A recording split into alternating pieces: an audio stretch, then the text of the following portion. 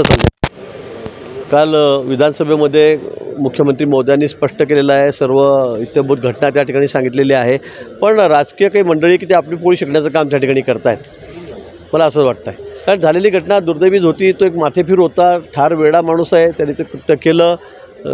पण यापुढे हेही सांगण्यात आलं की मग कुठे जातीसाठी तेढ निर्माण होईल, समाजामध्ये तेढ निर्माण होईल, असं आपण कोणीही वागू नये. झालेली घटना अतिशय दुर्दैवी, म्हणजे दुर्दैवी म्हणण्यापेक्षा ती चुकीची होती, पण तो माथेफिरू होता हे सगळ्यांना माहीत आहे.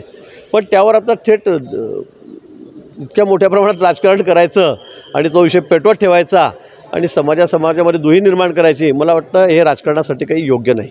नवीन चेहऱ्यांना मोठ्या प्रमाणावर संधी देण्यात आलेली आहेत, महत्त्वाची खाती देण्यात आलेली आहे, परंतु विखे पाटलांना जलसंपदा संदर्भातली खातं तुम्हाला देखील जोडून देण्यात आलं, कसं पाहताय? चांगलं आहे ना. आता पुढचं टार्गेट माननीय पंतप्रधानांचं पाण्याकडेच आहे, धरणांकडे.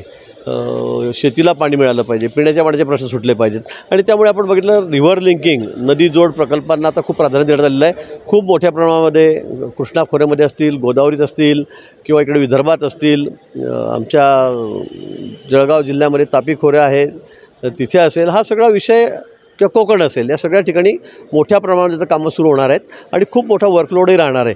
आणि म्हणून कामाचं विभाजन त्या ठिकाणी केलं गेलं आणि त्यातच आता मंत्री जास्त झालेत आणि खाते कमी आहेत, त्यामुळे थोडंफार विभागणी होईल.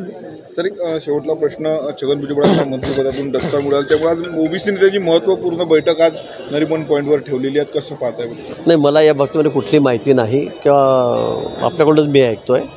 पण भुजबळ साहेबांचं मंत्रिपद त्यांना दिलं गेलं नाही, त्यामुळे ओबीसी समाज नाराज आहे, ही वस्तुस्थिती आहे. भाजपमध्ये घेऊन त्यांना मंत्रिपद दिलं जाईल का आगामी काळात? या बाबतीत मी काही स्टेटमेंट करणार नाही किंवा या संदर्भातले सगळे जे निर्णय घेण्याचे जे सगळे क्षमता आहे किंवा अधिकार आहे तो देवेंद्रजींचा आहे. बावनकुळे